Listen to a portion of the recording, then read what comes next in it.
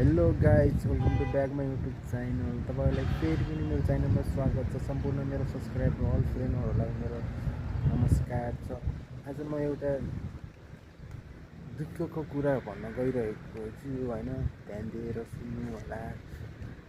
म चाहिँ अहिले हाल इन्डियामा हो, इन्डिया महाराष्ट्र नासिक भन्ने ठाउँमा। हजुरहरू नेपाली दाजुभाइहरू जहाँ जस्तो ठाउँमा पनि हुनुहुन्छ, आफ्नो ख्याल राख्नु होला। आफ्नो परिवार पनि लिएर आउनुभयो होला। त्यसले फ्यामिलीहरू बालबच्चाहरू सबै सेफमा राख्नु होला, किनभने हजुरहरूलाई पनि अलिअलि थाहा होला इन्डिया र पाकिस्तानको चाहिँ लडाइँ हिजो भर्खरै भएको छ। हिजो भर्खरै भएर चाहिँ लमसम पाकिस्तानलाई चाहिँ धेरै क्षति भएको छ। अब हजुरहरू पनि जहाँ जे जस्तो ठाउँमा हुनुहुन्छ, हजुरहरू सेभ रहनु होला। मेरो तर्फबाट यही नै हजुरहरूलाई सूचना भयो। मलाई पनि एकदमै डरलाग्दो फिल त भइरहेछ। पनि अब खास गरी मैले यसो युट्युब इन्टरनेटहरूमा हल्का जान्न खोज्दा सर्च गरेर भिडियोहरू हेर्दा चाहिँ बोर्डर एरियामा रहेछ। जस्तै अब इन्डिया र पाकिस्तानको बोर्डर नजिकै 30-35 किलोमिटर 40-50 त्यहाँसम्मको रेन्जमा चाहिँ हल्का लडाइँ भइरहेको रहेछ। त्यही पनि अब आफूले सेफ राख्नुपर्ने कुराहरू चाहिँ फुल्ली राख्नु होला।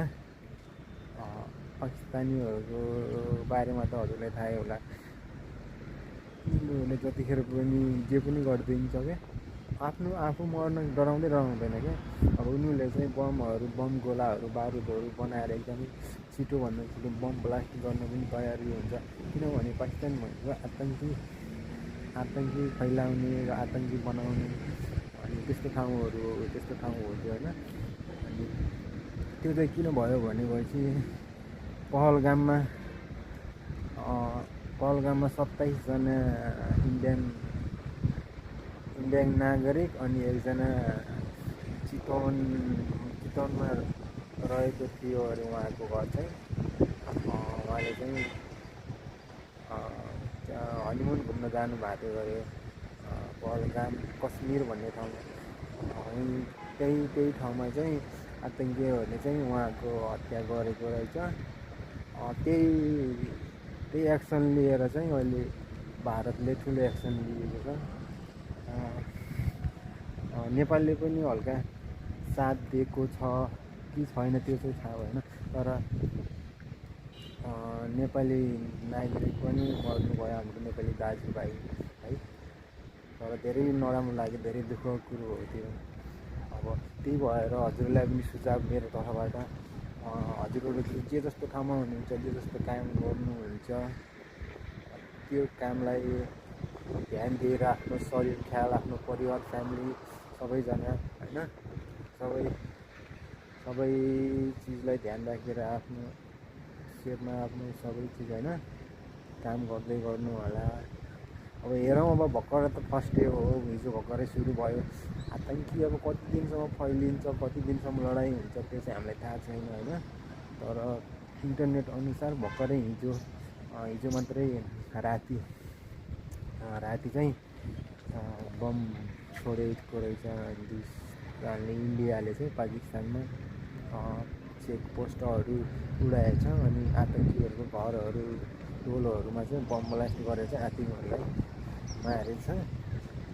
त्यो चाहिँ अब धेरै सुखको कुरा हो होइन, धेरै राम्रो कुरा हो धेरै होइन।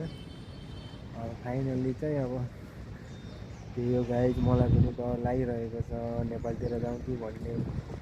के गर्ने, घरको स्थिति हेर्दा चाहिँ अब यस्तै छ होइन। घरमा अब यस्तै छ भने नेपालमा रोजगार पाइँदैन, रोजगार पाइए पनि भने जस्तो स्यालेरी मिल्दैन, अनि भने जस्तो स्यालेरी मिल्दैन होइन। अब थोरै पैसा कमाइन्छ, घर चलाउनु ठिकै हुन्छ, घर चलाउने नुन तेल किन्नै पऱ्यो, कपडा किन्नै पऱ्यो, त्यति गर्दा पैसा ब्याङ्क ब्यालेन्समा राख्न जति पनि बच्दैन क्या लाइक।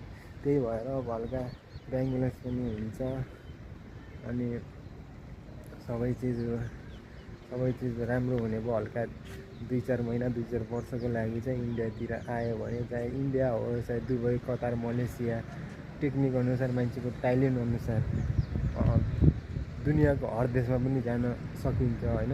मान्छेको अब दिमाग नै त हो क्यारेक्टर जति पनि दिमागहरू छ होइन आफ्नो आफ्नो दिमाग घुमाउने हो। अहिले चाहिँ गाइज अब हजुरहरूलाई चाहिँ म भएको ठाउँको सिन देखाउँदैछु। म भएको ठाउँ चाहिँ एकदम रमाइलो छ। आज चाहिँ पानी परेर एकदमै रमाइलो हरियाली देखेको छ। अलिअलि पहाड पनि छ एकदम राम्रो छ हेर्नुहोस् धेरै राम्रो छ। वरिपरि चाहिँ पहाड छ बिचमा चाहिँ प्लेन छ क्या प्लेन छ। यो चाहिँ मुम्बईको महाराष्ट्र नासिक भन्ने ठाउँ हो। यो चाहिँ तीर्थस्थल रहेको छ। इन्डियन लोकल पब्लिक मात्रै आउँछ यता तर मन्दिरहरू धेरै छ। हजुरलाई म एउटा मन्दिर देखाउँछु है मन्दिर देखाउँछु त्यहाँ पर रहेको छ। यो मन्दिर यो हनुमान मन्दिर हो। चाहिँ हनुमान मन्दिर हो यो। यहाँ पनि मान्छेहरू धेरै जान्छ। अगाडि चाहिँ शिवको मन्दिर छ। हल्का अगाडि चाहिँ म चाहिँ घुमेर आइसकेँ अब दर्शनहरू गरेर आएको। धेरै धेरै राम्रो छ अरे जे भन्ने पनि पाइन्छ अरे भन्ने सुनेकोले अनि म पनि गएर राम्रो लाग्यो एकदम राम्रो।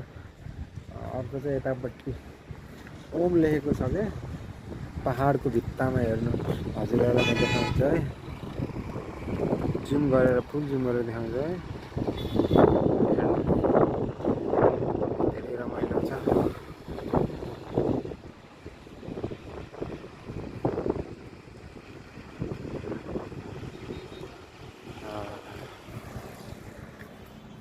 अहिले चाहिँ अब आइज अब होइन यो रह्यो म बस्ने ठाउँको दृश्य